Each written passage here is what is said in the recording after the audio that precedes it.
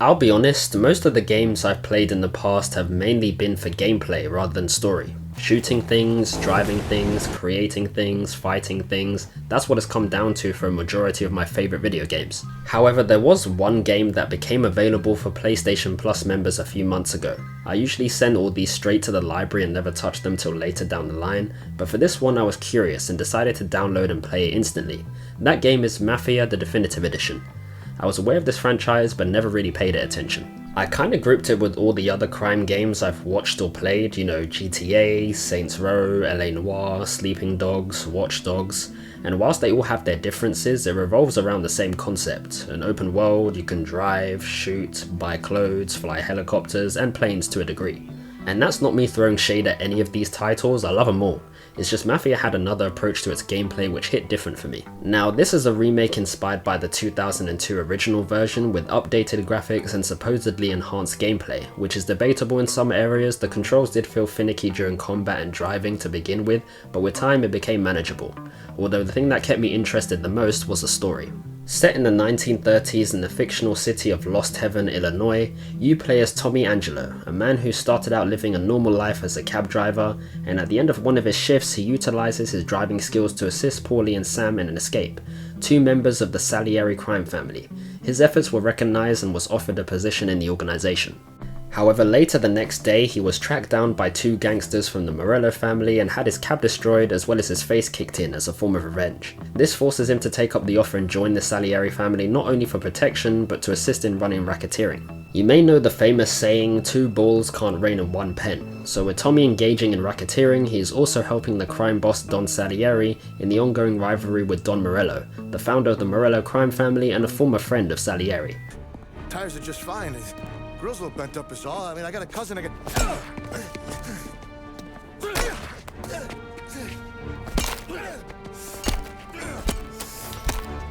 Bear in mind though, Tommy is currently telling this whole story to a detective as he wants to help shut down the organization he once played a part in. This game only took me 10 hours to beat. It's not a long game, it consists of 20 missions where Tommy builds friendships, relationships, and has his morals put to the test as he transforms himself from a casual cab driver to a fully fledged soldato, with the support of not only Paulie, Sam, and Salieri, but a trusted concierge by the name of Frank, the highly knowledgeable mechanic Ralphie, and his soon-to-be wife Sarah, who is also the daughter of Salieri's bartender.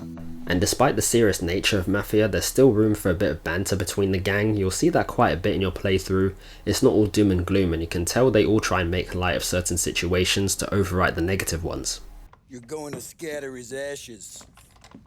It's a custom job. Attach it to the starter under his car, he'll be a human torch as soon as he turns the key. It's safe to carry. Yeah, just don't drop it. Shake it, smoke near it. Yeah, it's safe. Boom! You're exposed to the revamped city of Lost Heaven, a map that's rather on the small side, which is expected given the game's age, but it looks really well done now. I haven't played the original version, but from the comparison videos I've seen, the environment has been completely reworked. Along with the new streets and alleyways, everything is much more defined in the sense that you can tell where you actually are. The buildings in the original game were just rows of repetitive architecture, so yeah, things are a lot clearer now. But in this remake, you can enjoy the scenery a bit more with a drive around the inner parts of the city, or you can take to the outskirts and enjoy the long stretches of road and greenery it has to offer. This is also one of the very few games that can have stricter driving rules. As a taxi driver, Tommy may have to use a limiter to control his speed in order to avoid aggravating customers, and the police as well in some cases. In addition to that though, upping the difficulty creates a simulation environment, meaning you have to obey traffic laws to a T, including traffic lights, which is a rare sight compared to most current gen crime games where you're only penalised for stealing vehicles, hitting pedestrians or police themselves and so on.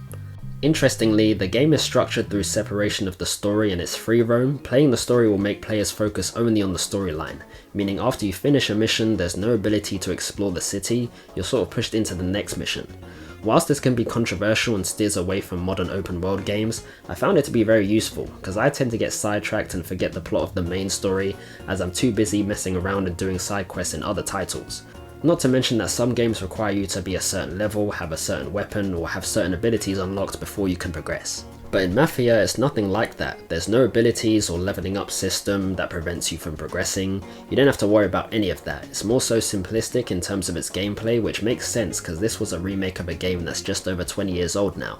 But you get what you're given. Depending on the missions you partake in, you'll be given revolvers, shotguns, classic Tommy guns, a sniper rifle, throwables like grenades and molotovs, or knives, pipes and baseball bats if the situation requires you to get up close and personal. And you'll also be able to use skills like lockpicking or takedowns. It's nothing too crazy. Now these weapons are easily accessible due to the fact that you're part of a crime organization anyway, thank you Vincenzo, but it made it authentic. You could just sit back and entice yourself within the story without having to worry about being the right level or having a certain weapon by the time you reach the next mission. You got to watch Tommy develop and grow and sort of earn his keep within the gang, whether that's performing a getaway from the police, fighting off gangsters in hand-to-hand combat, stealing a race car to tamper and sabotage, sneaking into a warehouse to steal products, or protecting the Don himself from an onslaught of a mob. And of course, still utilising your cab driving skills to escort other characters around the city and have a conversation to learn a bit more about them and what they think of current events. What's cool is they added more detail to enemy death animations as they were responsive to where they were physically hit and shot, which gave the game more realism. Given the nature of Mafia, having the ability to make choices would have been cool. Tommy was placed in some very difficult situations throughout the story which caused him to do some pretty messed up stuff, resulting in the wrong people getting hurt. I guess you could say this was a way of testing his loyalty to the Salieri family.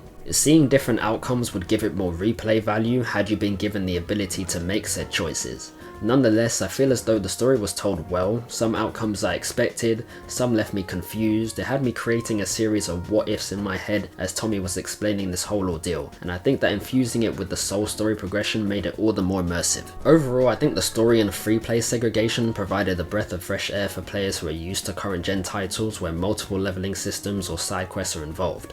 You could refute this and say, well, if there's no such system, there's not much to do aside from the story. The game would get boring pretty quick after beating it. Whilst that is true, there is still some endgame stuff you can do. I looked into the free ride mode and it's literally your open world to explore the city, gather any collectibles you missed and enjoy the view really. So I'd say yes, you're right, there isn't much to do. Free ride seems to be the only option for platinum chasers who want to clean up and gather everything. There is also a car cyclopedia where you can view all the cars you've unlocked in the game and test drive them essentially.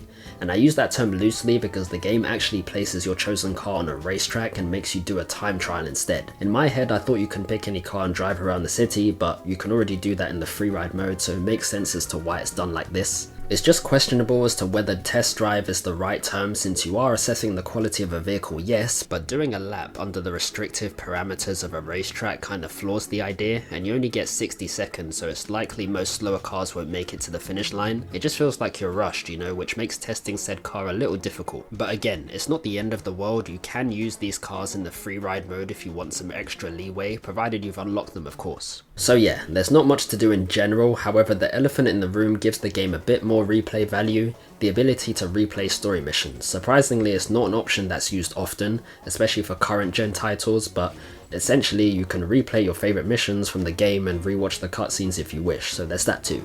But I will say endgame content is pretty sparse. The only other reason to replay a story mission is to practice on the harder difficulty in preparation for the achievement which requires you to beat the game on classic mode, aka hard mode. That's it really. That aside, I'd still recommend Mafia, a game with excellent storytelling that was deserving of its remake. From the detailed city that is Lost Heaven, the reworked characters which were now capable of showing more emotion to current situations, the action and brutal melee combat and the consistent twists, choices made, betrayals and revelations culminated Mafia into a well thought out, story driven game, which would always leave you anticipating how it all ends for each character. But that's all I wanted to touch on. I hope you guys enjoyed. It's been Dre, take care and see you next time.